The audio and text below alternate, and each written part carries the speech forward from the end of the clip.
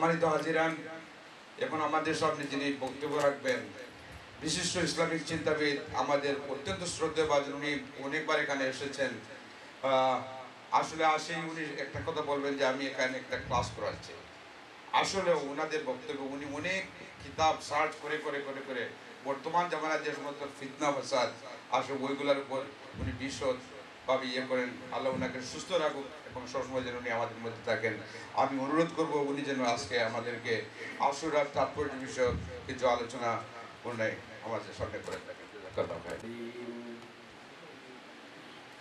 أما بعد فأعوذ بالله من الشيطان الرجيم. بسم الله الرحمن الرحيم. ومن يشاقق الرسول من بعد ما تبين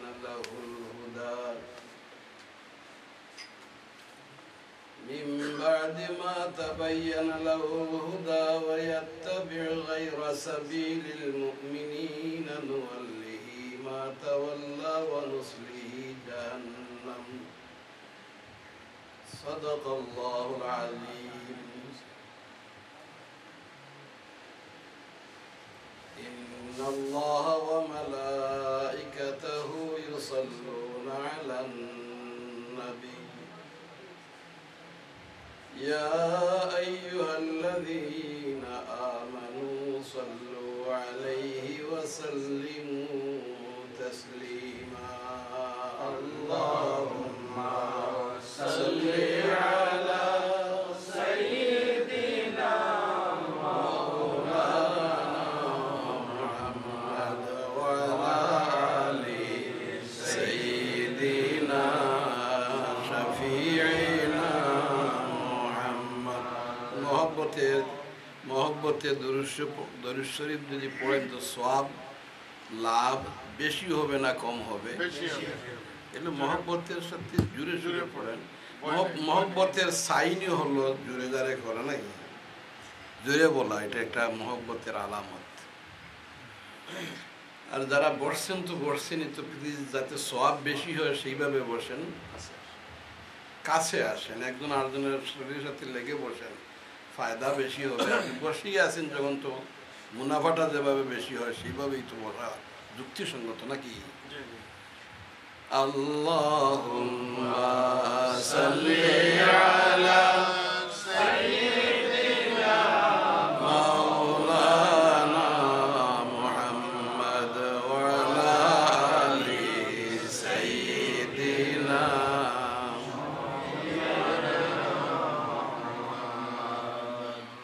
মাহতারাম হাজিরিন, জনাব সদরে মাহতারাম, আমি আসলে আমার শারীরিক অবস্থার কারণে মাজুরে ছিলাম। আসছিলাম যে সাহেবজাদার ওয়াজ শুনবো, সে হইলাম মুহাদ্দিস সাহেব ওয়াজ করছেন, বড় ভালো লাগছে আমার ওয়াজ। আপনাদের কেমন লাগছে? খুব ভালো ওয়াজ লাগছে। আমিও সেই দিকেই লক্ষ্য করে কোরআন শরীফের একটি আয়াতে কারিমা তিলাওয়াত করেছি। আমরা তো সবসময় ওই পুরাতন বিষয় নিয়ে আলোচনা করি, যেটা কোরআন শরীফে আছে, হাদিস শরীফে আসছে। এগুলি তো আমরা নতুন করে আর বানাইতে পারি না, না বানানো যাবে? জি, ওই আয়াতগুলি আমরা আলোচনা করি, যেটা কোনো না কোনো সময় আপনাদের সামনে আলোচনা হয়েছে। আমরা তো অনেক সময় বলি নতুন কোনো বিষয়ে আলোচনা করি, তো আমরা নতুন আর ভাবো কোথায়? কোরআন শরীফে তো এটা পুরাতন। আপনারা কি বলেন? কোরআন শরীফকে বলা হয় কাদিম। যদি বলেন কি বলা হয়? কাদিম অর্থ কি? পুরাতন। আর যদি বলা যায় তাহলে তো বহু কিছু বলা যায়, কারণ সায়েন্সের যুগ, অনেক কিছু যদি বলতে থাকেন, কিন্তু এটা কোরআন শরীফ হবে না, নাকি কোরআন শরীফ হবে? কোরআন শরীফ হলো কাদিম। তো আমি যে আয়াতে কারিমা তেলাওয়াত করেছি, এটা একটা গাইডেন্স আল্লাহ পাক পরওয়ারদিগারে আলমে আমাদেরকে দান করেছেন। খুশি হয়ে বলেন আলহামদুলিল্লাহ। যেহেতু এটা মুহররমের মাস, যেটা হযরত মুহাদ্দিস সাহেব আলোচনা করলেন, এই মুহররমের 10 তারিখে যে কতগুলি ঘটনা ঘটছে, যেগুলি উনি উল্লেখ করেছেন, আমি আর সেগুলি রিপিট করতে চাই না, কিন্তু একটা বিষয় আলোচনা করতে চাই যে কারবালার জমিনে যে ঘটনাটা ঘটল সেটা তো কোরআন শরীফ নাজিল হওয়া বন্ধ হওয়ার পরে হয়েছে নাকি? না, কোরআন শরীফ নাজিল তখনও হইতেছিল? কথা সবাই বলে নাকি, মনে নাই? পরে রসুল পাক সাল্লাল্লাহু আলাইহি ওয়াসাল্লাম দুনিয়া থেকে যখন বিদায় নিয়ে গেছেন, আর এখানে ওহী আসার কোনো সুযোগ নেই, রসুল চলে গেছেন। আর রসুল চলে গেছেন, কিছু কমই রেখে গেছেন নাকি, যেগুলি অন্য কেউ ঘুরাইতে হবে? জি না, রসুল এসে গেছেন, রসুলের মাধ্যমে আল্লাহ তাআলা যতগুলি হেদায়েত দেওয়া দরকার সব দিয়ে দিয়েছেন।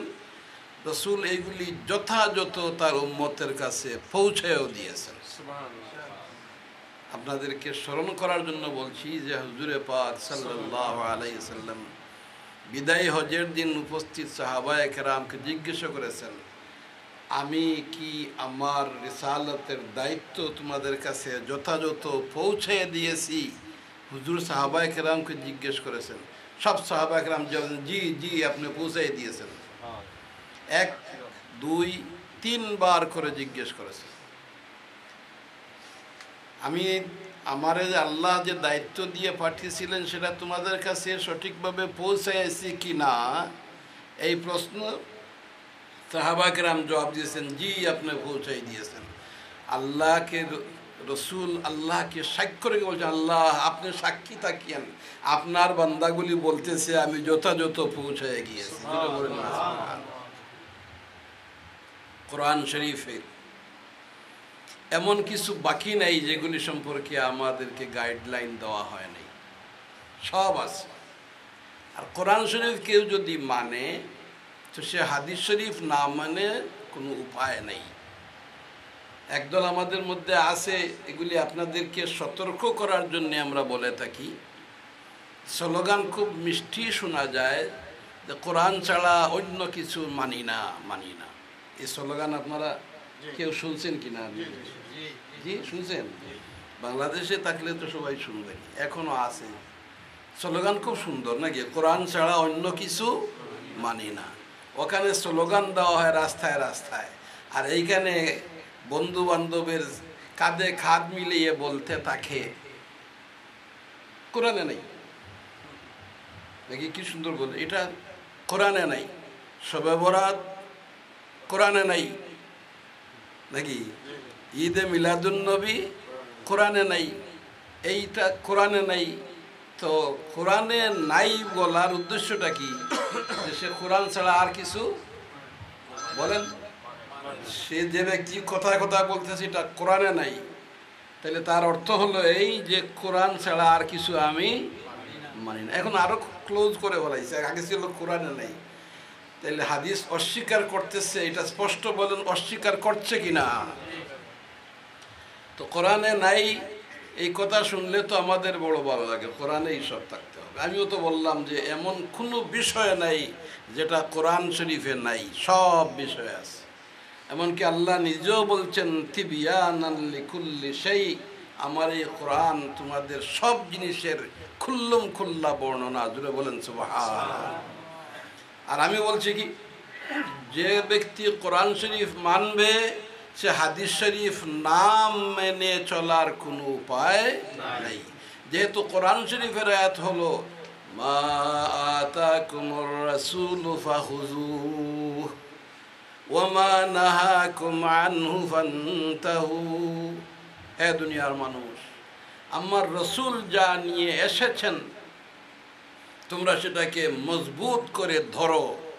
ওমা নাহাকুম আনহু, আর রসুল পাক যে সমস্ত বিষয়গুলিকে নিষেধ করেছেন, মানা করেছেন, ফান্তাহু, সেটার থেকে তোমরা বেঁচে থাকো। আয় আল্লাহ আমাদের তৌফিক দাও, সবাই জুড়ে বলেন আমিন। তাহলে এই আয়াতে কোরআনে কি পাওয়া গেল? যে রসুল যা বলবেন তাইলে সেটাকে মানা লাগবে কি লাগবে না? এবং যারা রসুলের হাদিসকে মানতে চায় না আপনারা বলেন তারা সঠিক পথে না ভ্রান্ত পথে? যারা বলবেন না তারা মনে হয় সন্দেহের নাকি? সবাই একটু বলেন না, তারা সঠিক পথে না ভ্রান্ত পথে? ভ্রান্তি পথের পথে। হাদিস শরীফে নাই, তাইলে কোথায় আছে? আমরা তালাশ করতে হবে, সেটা হলো হাদিস শরীফে আছে। যদি বলেন কোথায় আছে? হাদিস। হাদিস শরীফ মানা লাগবে নাকি? এটা অপশনাল না, এটাও কাইন্ড অফ কম্পালসারি। আপনাকে হাদিস মানা লাগবে। এজন্য হুজুরে পাক সাল্লাল্লাহু আলাইহি ওয়াসাল্লাম বলে গেছেন, আমাদেরকে জানিয়ে দিয়েছেন যে তোমাদের মধ্যে আমি রেখে যাচ্ছি দুটি জিনিস। যদি বলেন কয়টি? দুইটি জিনিস রেখে যাচ্ছি, যে কতদিন পর্যন্ত তোমরা এই দুইটাকে মজবুত করে ধরে থাকবে, মা তামাসসাকতুম বিহিমা, যতক্ষণ পর্যন্ত তোমরা ওই দুইটাকে ধরে রাখবে, লান তাদিল্লু। যারা আরবি জানেন তারা বুঝবেন লান কোন জায়গায় ব্যবহার হয়। লান একটা তাকিদের অক্ষর নাকি?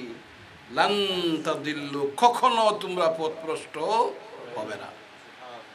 হুজুরে পাক ইসলাম গ্যারান্টি দিয়ে বলছেন, এই দুইটাকে যতক্ষণ পর্যন্ত তোমরা ধরে থাকবে, অর্থাৎ আমল করতে থাকবে, বিশ্বাস রাখবে, ততদিন পর্যন্ত তোমরা গুমরাহ হবে না। কি কি? কোরআন, কিতাব আল্লাহ ওয়া সুন্নতি, আমার সুন্নত এবং আল্লাহর কিতাব কোরআন শরীফ, এই দুইটা জিনিস তোমাদের মধ্যে রেখে গেলাম। যতদিন তোমরা আমল করবে, মেনে থাকবে, গুমরাহ হবে না। তাহলে হুজুর বলছেন কয়টার উপরে? যদি বলেন কয়টার উপরে? দুইটা।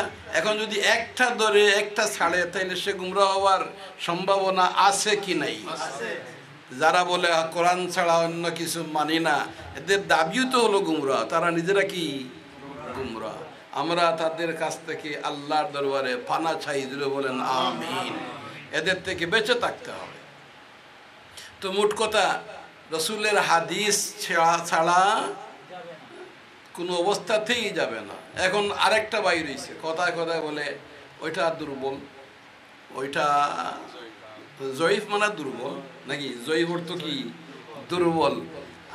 আর কোনোগুলি তাই দুর্বল যখন বলছে তো বোঝা গেল আরো কিছু কোনোটা সবলও আছে নাকি? তো সে সবল সম্পর্কে বিশ্বাসী। দুর্বল তো ভাগলি, ফাগলে কি না খোয়, আর ছাগলে কি না খায়। জয়ীফের অর্থ জানে না সে, আবার কিভাবে বলবে এটা? এটা বেজাল না, এটার নাম দুর্বল। হ্যাঁ, হাদিস কতগুলি দুর্বল বর্ণনার হাদিস আছে, কিন্তু হাদিস তো দুর্বল না।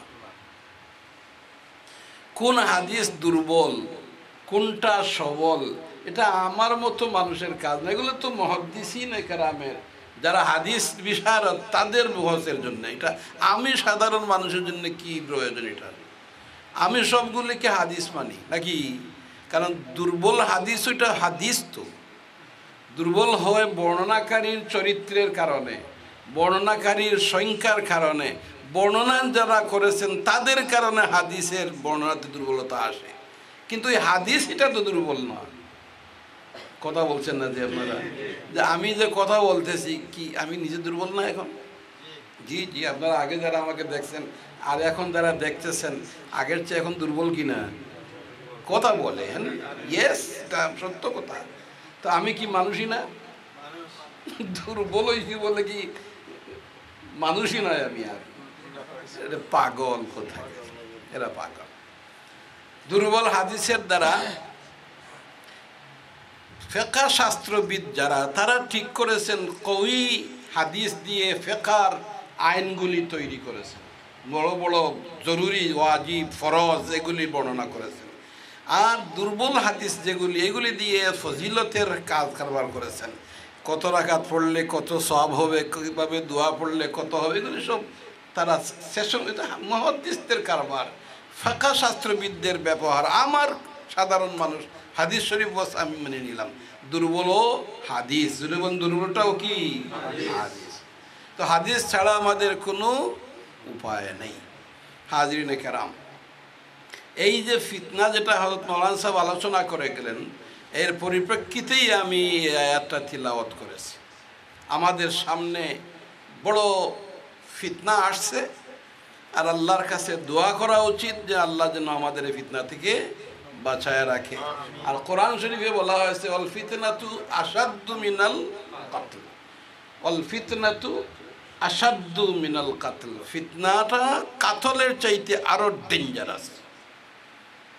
কাতল যে একটা আছে এর চাইতেও ডেঞ্জার হলো ফিতনা। আল্লাহ আমাদেরকে যেন বাঁচায় রাখে, জুড়ে বলেন আমিন। তো আমি বলছিলাম যে এই আশুরার 10 তারিখে যে ঘটনাটা ঘটলো, এটা কোরআন শরীফ নাজিল হওয়া বন্ধ হওয়ার পরে, অর্থাৎ রসুল পাক সাল্লাল্লাহু আলাইহি সাল্লাম এই দুনিয়া থেকে বিদায় নেওয়ার পরে। এর আগে অনেক ঘটনা ঘটেছে যেগুলি রিপিট করতে আমি চাচ্ছি না, তবে একটা ইশারা দিতে পারি। যেমন আমরা অনেক মানুষ বিপদগ্রস্ত আছি, জুড়ে বলেন আছেন না? অনেক বিপদগ্রস্ত, কথা বলছেন না। বিপদগ্রস্ত মানুষ নাই, তাকে বলবো আপনি আশুরা পালন করেন, বহুত শক্তিশালীভাবে পালন করেন। আশুরার তারিখে আল্লাহ তাআলা বড় বিপদ থেকেও তার মাহবুব বান্দাদেরকে রেহাই দিয়েছেন, নাজাত দিয়েছেন। যেমন হযরত ইব্রাহিম খলিল আলাইহিস সালাম নমরুদের অগ্নিকুণ্ডে ছিলেন নাকি, সেখান থেকে উদ্ধার পাইলেন যে তারিখে, সেই তারিখের নাম হলো মুহররমের 10 তারিখ আশুরা। তাইলে আমরা আমাদের যদি কেউ এভাবে বিপদগ্রস্ত থাকো, নিশ্চয় আসো, যদি থাকো তাইলে এই দিনে আল্লাহর দরবারে চাও, আল্লাহ তোমাকে সেই নবীর খাতিরে বিপদ মুক্ত করে দিবেন, জুড়ে বলেন আমিন। এগুলো একটা ইশারা দিলাম, এগুলা হলো ইশারা। বেমার, অসুস্থ, যিনি অসুস্থ শিফা পাচ্ছেন না, আশুরার তারিখটাকে ভালো করে অবজারভেন্স করেন। আশুরার তারিখে হযরত আইয়ুব আলাইহিস সালামকে এত জবরদস্ত বেআরাম, সেই বেআরাম থেকে শিফা দিলেন কোন তারিখে? সবাই জুড়ে বলেন আশুরা। তো আপনি এই তারিখে খুব বেশি বেশি করে আল্লাহর দরবারে ইবাদত করেন, রোজা রাখেন, দোয়া করেন, কান্নাকাটি করেন, সেই নবীর ওসিলায় আল্লাহ আপনাকেও শিফা দিয়ে দিতে পারে, জুড়ে বলেন সুবহানাল্লাহ। এইভাবে আপনি ক্লাসিফাই যদি করেন যে যে সমস্যা আছেন, সমস্যা থেকে রেহাই পেয়ে যাবেন। এই দিন হলো বহু মুসিবত থেকে রেহাই পাওয়ার দিন। জাতি হিসাবে যদি কোনো বিপদ থাকো, আমরা বাংলাদেশে খুব শান্তিতে আছি তো এখন নাকি, আমেরিকাতেও যারা আমরা আছি মিয়া সাবরা কেমন সুবিধায় আছি নাকি। মনে রাখবেন, জাতি হিসাবে যদি বিপদ হয় তো সেই জাতিকে আশুরার মুহররমের এই তারিখে বেশি বেশি করে আল্লাহমুখী হওয়ার আর ইবাদত করার প্রয়োজন। যেহেতু এই তারিখে হযরতে নূহ আলাইহিস সালাম, দুনিয়ার সব মানুষ পানিয়ে ডুবে গেছে, মরে গেছে, আর হযরতে নূহ আলাইহিস সালামের কাশতি যদি পাহাড়ে এই তারিখেই অবতীর্ণ হয়ে রক্ষা পেয়েছেন, যেন বলেন সুবহানাল্লাহ। তো জাতি হিসেবে রক্ষার দিন হলো কি আশুরা, মানে আশারায়ে মুহররম, মুহররমের 10 তারিখ। এইভাবে আপনারা, আমার একটু ইশারা দিয়ে দিলাম, আপনারা ওইটাকে তার লাইন আপ করে নেবেন। উদযাপন করার জন্য বলছি। ও বলবে কোরআনে নাই, তো কি করবেন আপনি? বলবে কোরআনে নাই, আফসোস লাগে যে শুধু কোরআন শরীফ বলে আর আমাদের দুঃখ দিতে পারবে? আপনি যারা এখানে আর বসে আছেন শুনলেন, কোরআনে নাই বলে দুঃখ দেওয়া যাবে নাকি আমাদের? আর না, আমরা হুঁশিয়ার হয়ে গেছি। শুধু কোরআনে নাই এটা না, নবীর জীবনে আছে কিনা, ইসলামী সহি হাদিসে ইতিহাসে আছে কিনা, সেগুলি আমরা দেখব। তুমি শুধু কোরআন কইয়া আমাদের আর দুঃখ দিতে পারবে না। আল্লাহ আমাদের হেফাজত করে, জুড়ে বলে না। সব ইতিহাসের পরে দেখেন আল্লাহ তাআলার একটা কৌশল, যে আশুরার ওই 10 তারিখে কারবালার ঘটনা সংঘটিত হলো। আশুরার এই 10 তারিখে কারবালার ঘটনা, এর কারবালার ঘটনার পূর্বাভাস রসুল পাক সাল্লাল্লাহু আলাইহি সাল্লাম অনেকবার অনেকভাবে দান করেছেন, পূর্বাভাস আমাদেরকে শোনায় দিয়েছেন। আমি ওইদিকে যাচ্ছি না, যেহেতু সাহাবজাদা এসে যাওয়ার সম্ভাবনা, সময়ের অভাব। তো আমি শুধুমাত্র একটু ইশারা দিতে চাই যে হযরতে ইমাম হুসেন রাদিয়াল্লাহু তাআলা আনহু শহীদ হলেন, রসুলের আহলে বয়তের সদস্যরা শহীদ হলেন, তার সঙ্গে সাথীরা শহীদ হলেন। কি কারণে? আমরা তো দেখি যে তামসা হইতেছে, ওই যে শিয়া গোষ্ঠী এত দরদ, কারবালার জন্যে তারা বড় দরদি, একেবারে ওই তারিখে আপনার কি না করে, তাজিয়া না গুলা টুলা বাহির করে, আর নিজের শরীরকে নিজের হাতে ক্ষত বিক্ষত করে রক্তাক্ত হয়ে যায়। দেখেছেন কিনা আপনারা? আরো কত খবাসতিও আরেক তোমরা হয়েছে অনেকগুলি, যেগুলি ইসলামী শরীয়তের কোনো স্থান নেই। নিজের হাতে নিজের শরীর রক্তাক্ত করা ইসলামী শরীয়তে হারাম করা হয়েছে। যদি বলেন কি করা হয়েছে? হারাম করা হয়েছে। তো আমি ওই প্রসঙ্গ যাচ্ছি না। তারা তো ইমাম হোসেন রাদিয়াল্লাহু আনহুর দরদি হয়ে এই তারিখে এত গন্ডগোল করে, কিন্তু আফসোস লাগে যে ইমাম হুসাইন রাদিয়াল্লাহু আনহু কি কারণে এখানে শহীদ হলেন। মৌলানা সাহেব আপনাদের সামনে আলোচনা করেছেন, সেটাকে সামনে রেখে আমিও কথা বলতেছি। ইমাম হুসাইন রাদিয়াল্লাহু আনহু শহীদ হয়েছিলেন, জুড়ে সবাই বলেন শহীদ হয়েছেন কিনা? উনার সম্মান কিছু কম ছিল, আর এখন সরকারিভাবে সরকার প্রধান হইলে সম্মান বেশি হবে, এই জন্য তিনি শহীদ হয়েছিলেন নাকি? উনার সম্মান তার এই সমাজে ছিল কিনা? কথাটা বুঝেন নাই নাকি? ইমাম হোসেন রাদিয়াল্লাহু আনহু যে সমাজে ছিলেন, এই সমাজের মানুষের কাছে ইমাম সাহেবের মর্যাদা ছিল কি ছিল না? তাইলে উনি তো এই লড়াই করেন নাই গদ্দি দখল করার জন্যে। গদ্দি দখল করলে সম্মানী হওয়া যায়, তাই না? মেম্বার সাহেব যদি হইতে পারি তো মেম্বার সাহেব হইলাম, কিছু ইজ্জত বাড়লো। যদি চেয়ারম্যান সাহেব হয়ে যাই তো আর একটা পদ, আর একটা ইজ্জত হইল। যদি এমপি সাহেব হয়ে যেতে পারি তো আরও একটু দাম হইল। এই জন্য তো কত কষ্ট। ইয়া আল্লাহ, আমি একদিন বলছিলাম যে ভাই, সাধারণ ইলেকশনে মেম্বার এমপি হওয়ার জন্যে যেভাবে পরিশ্রম করে রাত দিনকে একেবারে খাওয়া দাওয়া বন্ধ করে যেগুলো বাই নাই সেটাও বাই নাকি? কথা বলছেন না কেন?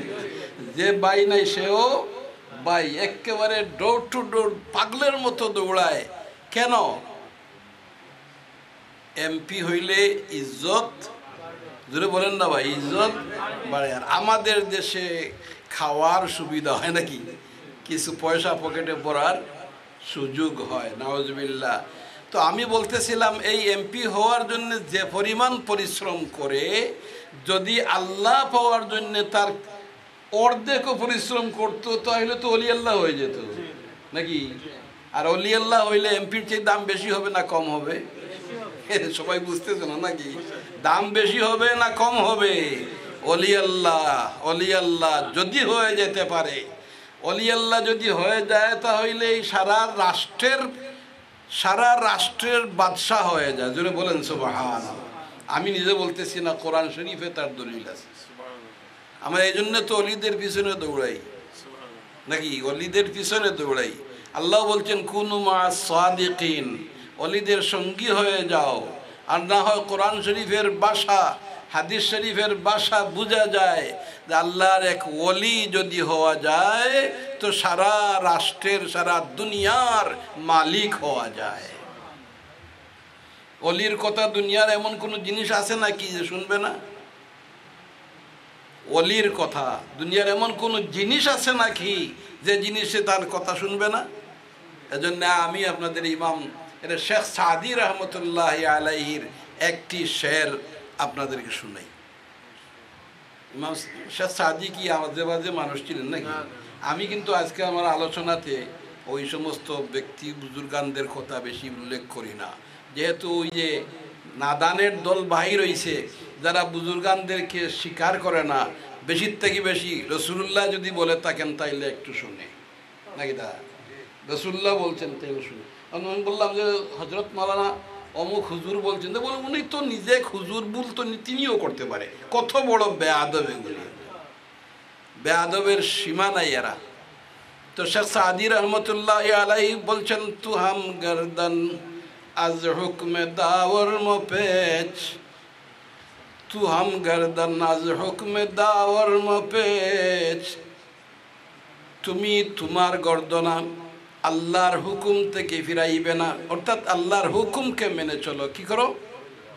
আল্লাহর হুকুমকে মেনে চলো। তোমার হুকুম থেকে দুনিয়ার কোনো জিনিস তার গর্দনা ফিরাবে না। জোরে বলেন সুবহান। আল্লাহর হুকুম থেকে তুমি তোমার গর্দনা ফিরাইও না, তোমার হুকুম থেকে দুনিয়ার কোনো জিনিস তার গর্দনা ফিরাবে না। অর্থাৎ আল্লাহর ওলি হয়ে গেলে সব তার দখলে এসে যায়। জোরে বলেন না সুবহান।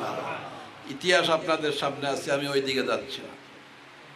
তো ওলি আল্লাহ যদি হয়ে যায় তাইলে তো বাদশা হয়ে গেল। এজন্য আমরাও তো অলিদের পিছনে দৌড়াই। অলিদের পিছনে গেলে ইমানদার হওয়া যায়, ইমানদার থাকা যায়। জোরে বলেন সুবহান। তো হাজিরিন, কি কারণে হযরত ইমাম হুসাইন রাদিয়াল্লাহু আনহু শহীদ হলেন? তার পজিশন বাড়ানোর জন্যে না তিনি ওই সময় অপোজিশন ওয়ালা ছিলেন? কথা বলেন, পজিশন ওয়ালা ছিলেন কিনা? দেখেন, যে ঘটনাটা হয়ে গেছে এটা হওয়ার ছিল। হুজুরে পাক সাল্লাল্লাহু আলাইহি ওয়াসাল্লাম আমাদেরকে আগেই ইশারা দিয়ে গেছেন, ঘটনা তো ঘটবে। কিন্তু ঘটনার ঘটানোওয়ালা যিনি, যার নাম আমরা শুনেছি এতক্ষণ, আর যিনি শহীদ হলেন, আহলে বাইতে রসুলের প্রত্যেকটা সদস্য তার সাথে ছিলেন, যে 16-17 জন সব শহীদ হলেন গদি দখলের জন্য। আপনারা কি মনে করেন? একটু বুট হয়ে যাক, একটু আমরা বুট পিপাসুর লোক, বলেন না বুট হোক। ইমাম হোসেন রাদিয়াল্লাহু আনহু গদি দখলের জন্য? জি না, আমাদের কারো মনে হয় সন্দেহ আছে নাকি? গদি দখলের জন্য নয়। কি জন্যে শহীদ তো হলেন? ইয়াজিদের হাতে সারেন্ডার করলেন না, কারণ ওই সময় ইয়াজিদ পাওয়ারে ছিল। যদি বলেন কোথায় ছিল সে? পাওয়ারে। ইয়াজিদ একজন ভালো নেককার মানুষ, তাই তো? আপনারা কি জানেন? সবাই বলেন ইয়াজিদ নেককার মানুষ ছিল? না না, আমাদের সমাজে ইয়াজিদ তো একটা গালিও হয়ে গেছে নাকি? মৌলানা সাহেব বলেন না এটি, যে আমাদের সমাজে ইয়াজিদকে, ইয়াজিদ শব্দটাকে নাম তো রাখেই না কেউ তার নিজের বাচ্চার, তার বন্ধু বান্ধবের কারো নাম ইয়াজিদ রেখে দেয় নাই। তো শুধু নাম রেখে নাই এমন না, বলকে গালি দেওয়ার জন্য দূর হাল্লা, কি করে আল্লাহ ইয়াজিদ, আল্লাহ হালা ইয়াজিদ। এই যে ইয়াজিদ একটা গালি হয়ে গেছিল আমাদের সমাজে। ইয়াজিদকে তারিফ যারা করে মনে রাখতে হবে সে ইয়াজিদের পক্ষের লোক, তাই না? আমি বলতেছি ইয়াজিদ খুব ভালো লোক ছিল না, এটা খারাপ লোক ছিল, কিন্তু কাফির তো ছিল না ওই সময়ে। সে তখন যে ছিল, এখন আমরা অনেকে ফতোয়া দিই ইয়াজিদ কাফির হয়েছে। কাফির হয়েছে তো ওই ঘটনা করে নাকি?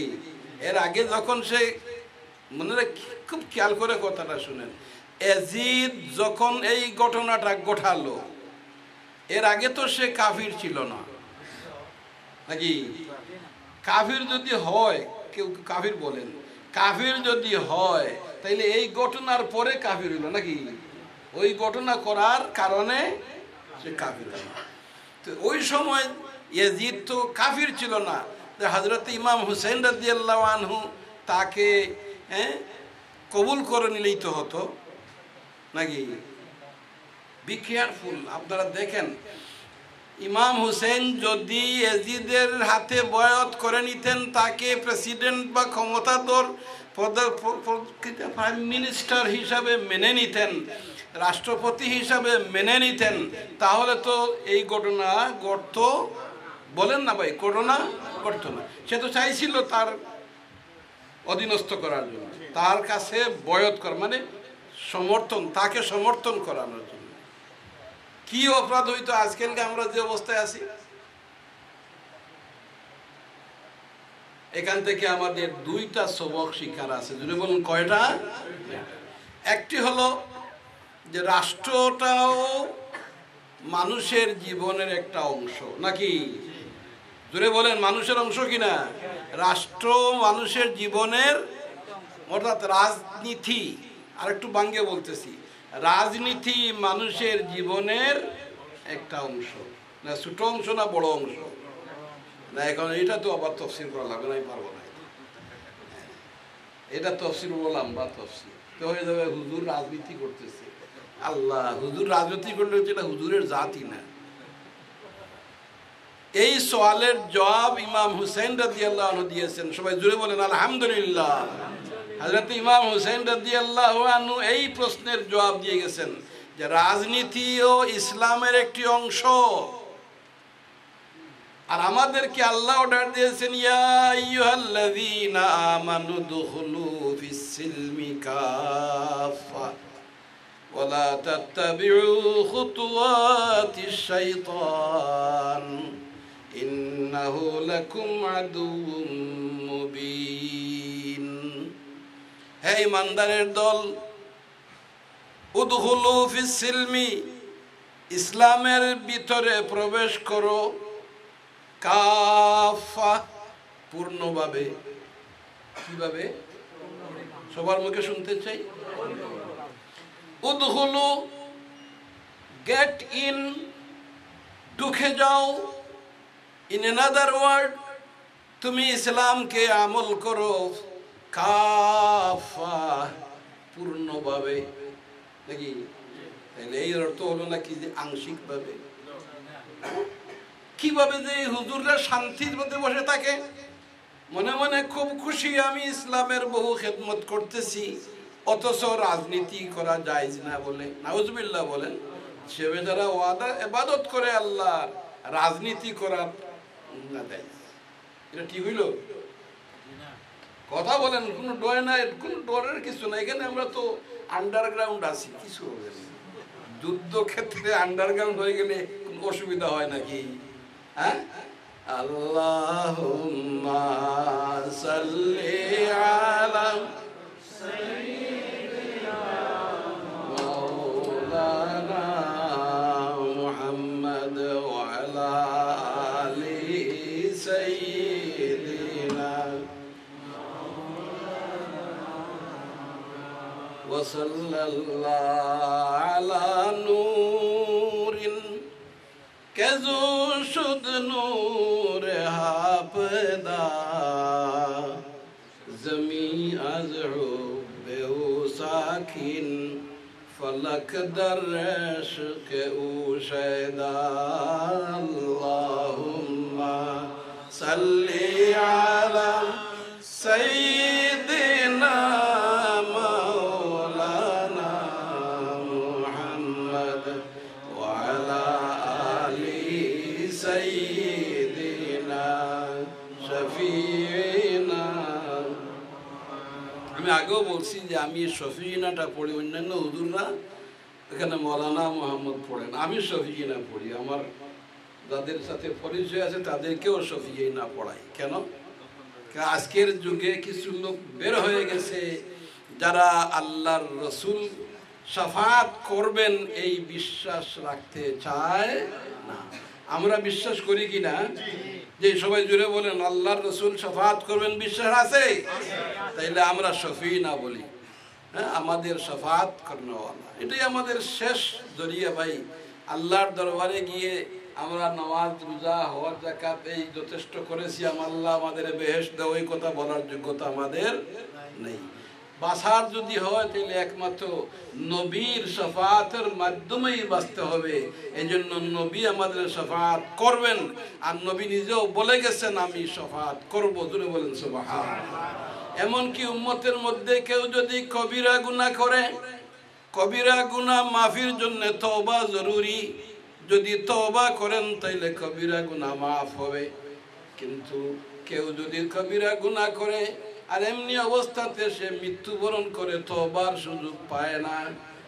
নবী পাক সাল্লাল্লাহু আলাইহি ওয়াসাল্লাম বলেছেন, আনা শাফিউন লি আহলিল কাবাইর, আমি কবিরা গুনাহকারীর জন্য কিয়ামতের দিন শাফাত করব। জোরে বলেন সুবহানাল্লাহ। সুতরাং আমি দুরূদ শরীফের শফি পড়ি, যারা শাফাত বিশ্বাস করে না তারা দেখেই যেন টের পেয়ে যায়, আমার দুরূদ পড়ার থেকেও সে যেন পরিচয় পেয়ে যায় যে এই লোকটা রসুলের শাফাতে বিশ্বাস। জোরে বলেন আল্লাহুম্মা সাল্লি আলা সাইয়্যিদিনা মাওলানা মুহাম্মদ ওয়া আলা আলি সাইয়্যিদিনা শাফিঈনা মুহাম্মদ। তো আমার আলোচনা আসি, সামান্য সময় নেব। আমার মনে হয় সাহেব তশরিফ নিয়ে আসছেন নাকি, কিছু আলামত টের পাইতেছে। তো হাজিরে, আমি আপনাদের একটা চিন্তার, একটা গবেষণামূলক আহ্বান দিয়েছিলাম। চিন্তা করেন যে হযরত ইমাম হুসাইন রাদিয়াল্লাহু তাআলা আনহু শহীদ হয়ে গেলেন প্রভাব প্রাচুর্যের জন্য নয়, গদ্দি দখল করার জন্য নয়, বলকে ইসলামকে রক্ষা করার জন্য তিনি শহীদ হয়েছেন। আল্লাহ নিজে ডেকে বলছেন উদখুলু ফিস সিলমি কাফা, তোমরা ইসলামের ভিতরে পূর্ণভাবে দাখিল হও। আমরা সবাই স্বীকার করেছি রাজনীতি অর্থাৎ দেশের ভিতরে ইসলামী হুকুমত, ইসলামের আইন যদি প্রচলিত না থাকে তো ইসলামের ভিতরে পূর্ণভাবে দাখিল হওয়ার কোনো পথ আছে? জি জি বলেন। হুজুর আপনি তো রাজনীতি করেন না, রাজনীতি করার চিন্তাও করেন না, বলকে ফতোয়া দিতেছেন রাজনীতি ইসলামে নাই। এটা শুনছেন নি আপনারা? বহু মানুষ আছেন, বহু দামি দামি হুজুররা আছেন যারা ইসলামে রাজনীতি নাই। কিন্তু আল্লাহ শুকুর, আমাদেরকে আল্লাহ আমাদের এক পীর সাহেব দিয়েছিলেন, যিনি হলেন হযরত ফুলতলি সাহেব রহমতুল্লাহ আলাইহি। একটু রহমতুল্লাহ আলাইহি বলতে ভালো লাগে না নাকি? একটু বলেন ভাই, এত বড় ত্যাগ স্বীকার করেছেন যিনি। সেই ফুলতলির পীর সাহেব হুজুর আমরা দেখেছি রাজনীতির প্রয়োজনে, রাজনীতির খোলা ময়দানে নেতৃত্ব দিয়েছেন। জোরে বলেন সুবহানাল্লাহ। আমার দেখা মতো আমি দেখেছি কতগুলি বাস সিলেট থেকে নিয়ে ঢাকা পর্যন্ত গিয়েছিলেন, মনে আছে না? সেই দিন মনে আছে, মোকাবেলা করেছে। ইসলামের রাজনীতি আছে, সেটা যদি দেখতে চাই তো ফুলতলির পীর সাহেব হুজুরের মধ্যে দেখা যায়। জোরে বলেন ঠিক কিনা? ইসলামের রাজনীতি আছে। তার প্রমাণ হলেন হযরত ইমাম হুসাইন রাদিয়াল্লাহু আনহু। হযরত ইমাম হুসাইন রাদিয়াল্লাহু আনহু আহলে বাইতের সদস্যদেরকে এইখানে শেষ করে দিলেন, শহীদ হয়ে গেলেন। একটি মাত্র কারণ যে এই ইয়াজিদ যিনি নিজেই ইসলামের হক সকলগুলি আইন মানে না, যদি আমি তাকে কবুল করে নেই, কি বলে তার খাতে বয়ত করে নেই, তাকে আমি রাষ্ট্রপ্রধান হিসাবে মেনে নেই, তাহলে এখানে বাকি ইসলামের আইনগুলি প্রতিষ্ঠিত হবে না, ইসলামী হুকুমত নষ্ট হয়ে যাবে। সেই ইসলামকে বাঁচিয়ে রাখার জন্য সরদার নাদাদ দস্তবরদস্ত ইয়াজিদ মাথা দিয়ে দিয়েছেন, তবু হাত বাড়াইয়া ইয়াজিদের সাথে ইয়ারানা করেন নাই নাকি? ইয়াজিদের সাথে বয়ত করেন নাই, ইয়াজিদকে সমর্থন করেন নাই। তাইলে আপনারা এবার সবাই জুড়ে বলেন তো কি জন্যে? ইসলামের জন্যে না নিজের স্বার্থ রক্ষার জন্যে? ইসলামের জন্যে না গদির হাসিল করার জন্যে?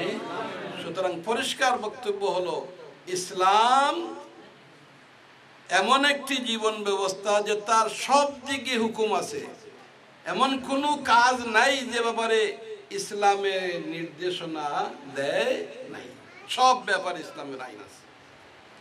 রাজনীতি একটা জীবনের ঘনিষ্ঠ একটা অংশ, আর সেটাতে ইসলামের আইন থাকবে না এটা হতেই পারে না। তো আমি মনে করলাম একটা এক্সাম্পল দিতে চাই যে একেবারে গোরের কোণে বসে শুধু আল্লাহ বিল্লাহি করতেছি, কিন্তু মানুষ তো একটা সামাজিক জীব, তার সমাজ নিয়ে চলতে হবে, এখানে জায়গা জমি লেনদেন তো থাকবেই স্বাভাবিক। তো যদি আপনি খুব পরেজগারি হইলেন কিন্তু জমিনের খাজনা দিতে গেলে একটা সংখ্যা তুলে উল্লেখই আছে সুদ, কি আছে লেখা বলেন না ভাই? সুদ দেওয়া যাইছে তো? হ্যাঁ, সুদ দেওয়া যায়। সুদ খাওয়া যেমন না যায়, সুদ দেওয়াও তেমন না যায়। তাইলে পীর সাহেব হুজুর আপনি যে বহুত আল্লাহ বিল্লাহ করতেছেন, এটা কি করতেছেন? এটা থেকে বাঁচতে যদি হয় তাহলে যেখান থেকে সুদের জড় কাটা যায়, সুদের জড় যেখান থেকে কাটা যায় সেটা হলো হুকুমত। যদি বলেন সেটা কি? হুকুমত যদি ইসলামিক না হয় তাহলে তো এই সুদ বন্ধ করার কোনো উপায় নেই। তাহলে ইসলামী হুকুমত হওয়া চলবে বন্যা ভাই? জরুরি কিনা? জরুরি, যেহেতু ইসলামী হুকুমত রাখতে হবে ইমাম হুসাইন রাদিয়াল্লাহু আনহু, এই জন্যেই ইসলামের শুধু নামাজ রোজা পড়ার নামই ইবাদত নয়, বলকে ইসলামী হুকুমতের প্রত্যেকটা কাজ ইসলামী আইন মতো করবেন, ইবাদত হবে। জোরে বলেন সুবহানাল্লাহ। ইমাম হুসেন শহীদ হলেন ইসলামের জন্য।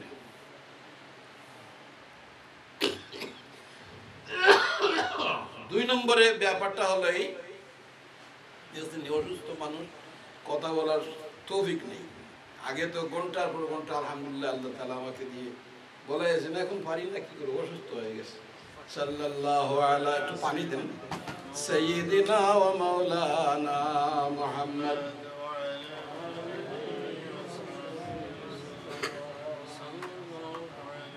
সাল্লাল্লাহু আলা সাইয়্যিদিনা ওয়া মাওলানা মুহাম্মদ ওয়া আলা আলিহি ওয়া আসহাবিহি। আর আপনারা দুরূদ শরীফ পড়লেন না আমাদের সাথে, বোঝা গেল আমরা 2-3 জনের জন্য এটা চলছে। আপনারা পড়লে কি গুনাহ হবে নাকি ভাই? সবাই জুড়ে পড়েন, সাল্লাল্লাহু আলা সাইয়্যিদিনা ওয়া মাওলানা মুহাম্মদ ওয়া আলা আলিহি ওয়া আসহাবিহি ওয়া সাল্লাম। মাশাআল্লাহ, আল্লাহ তাআলা আমাদের প্রধান অতিথি হযরতুল আল্লামা হুসামউদ্দিন চৌধুরী ফজল সাহেবের পৌঁছে গেছে। নারায়ে তাকবীর, নারায়ে রিসালাত, নারায়ে তাকবীর। সাহেব জাদা ফুলতলি আপনার লাগি ওসিয়ত আছে, এই যে সিলেক্ট হয়ে আছে। মুহতারাম উপস্থিতি, এ পর্যায়ে আমাদের সামনে প্রধান অতিথির আসন অলঙ্কৃত করছেন ইসলামী আন্দোলনের অতন্ত্র প্রহরী সংগঠন বাংলাদেশ আঞ্জুমানে আল ইসলাম। সম্মানিত মুহতারাম, পেশ করার জন্য সবিনয় অনুরোধ করছি। আমাদের